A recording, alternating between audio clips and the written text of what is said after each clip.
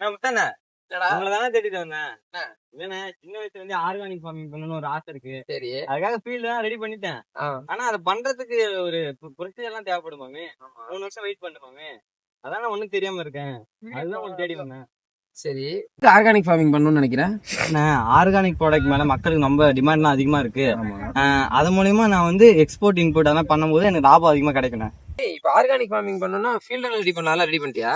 இல்லண்ணா, எனக்கு தெரிஞ்ச வரைக்கும் நான் ஃபீல்டு ரெடி பண்ணி வச்சிருக்கேன். சரி. ஆனா சர்டிபிகேஷன் வரும்போது அதுக்கு ஒரு ப்ரொசீஜர் ஃபாலோ பண்ணி. ஆமா, இப்போ வந்து சர்டிபிகேஷன் போகும்போது இப்போ நீ சொன்னல உன்னோட ஃபீல்ட்ல இப்போ வந்து எல்லாரும் ஃபர்ஸ்ட் எடுத்தோன்னே ஆர்கானிக் ஃபார்மிங் சர்டிஃபிகேட் கொடுக்க மாட்டாங்களா? இப்போ 3 வருஷம் கன்வர்ஷனல் பீரியட்னு சொல்லி 3 வருஷம் கொடுப்பாங்க.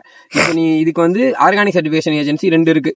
என்பிஓபிக்கு கீழே வர்றது என்னன்னா இந்தியா ஆர்கானிக்ஸ்னு ஒன்று கொடுப்பாங்க.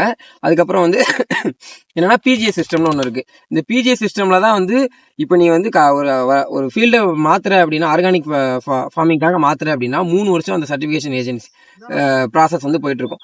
இந்த பிஜிஎஸ்ல வந்து பிஜிஎஸ் கிரீன் ஒரு இது கொடுப்பாங்க. இது என்னன்னா இந்த கன்வென்ஷனல் பீரியட் அப்பவே வந்து உனக்கு வந்து இந்த லோகோ வந்து கொடுத்துருவாங்க. இதை வச்சு நீ என்ன பண்ணிக்கலாம் அப்படின்னா உன்னோட ப்ராடக்ட் வந்து நீ வந்து உள்ள இந்தியாக்குள்ளேயே வந்து இந்த மாதிரி சேல் பண்ணிக்கலாம். இந்த கன்வென்ஷனல் பீரியட் முடிஞ்சதுக்கு அப்புறம் 3 வருஷத்துக்கு அப்புறம் என்னன்னா பிஜிஎஸ் ஆர்கானிக் அப்படின்னு ஒரு இது வந்து கொடுப்பாங்க.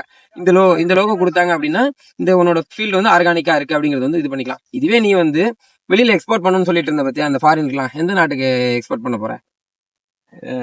இல்லண்ணா, அது என்னன்னா இப்போ சுவிட்சர்லாந்து அப்புறம் வந்து யூரோப்பியன் யூனியனுக்குலாம் நீ எக்ஸ்போர்ட் பண்ற அப்படின்னா என்பிஓபி கீழே வரக்கூடிய இந்த இந்தியா ஆர்கானிக் அப்படிங்கிற இந்த லோகோ வச்சு நீ வந்து இது பண்ணிக்கலாம். இதே மற்ற நாட்டுக்கு இது பண்ற அப்படின்னா அவங்களோட சர்டிபிகேஷன் ஸ்டாண்டர்ட் கீழே வர்ற மாதிரி இருந்தா மட்டும்தான் உன்னால வந்து எக்ஸ்போர்ட் பண்ண முடியும். இந்த ஆர்கானிக் சர்டிபிகேஷன் வாங்குறதுனால உனக்கு என்ன பெனிஃபிட் தெரியுமா? இப்போ உன்னோட ப்ராடக்ட் நீ சேல் பண்றல, சேல் ப்ராடக்ட் வந்து ஹை டிமாண்ட் இருக்கும். அதுக்கப்புறம் வந்து நீ சேல் பண்ற ப்ராடக்ட் ஹை டிமாண்ட் இருக்கும். அது மட்டும் இல்லாமல் உன்னோட ப்ராடக்ட் வந்து ஆர்கானிக் தான் அப்படிங்கறத கன்சியூமர்ஸ் வந்து நான் பிலீவ் பண்ணுவாங்க. அதுக்காக தான் இது பண்றோம். சரி, நீ பண்ணணும்னு நினைக்கிறது இது என்னென்ன ப்ராசஸ் அப்படிங்கறத வந்து நான் கமெண்ட்லயும் கொடுக்குறேன், பார்த்து பாருன்னு தெரிஞ்சுக்கோங்க. சரிங்க.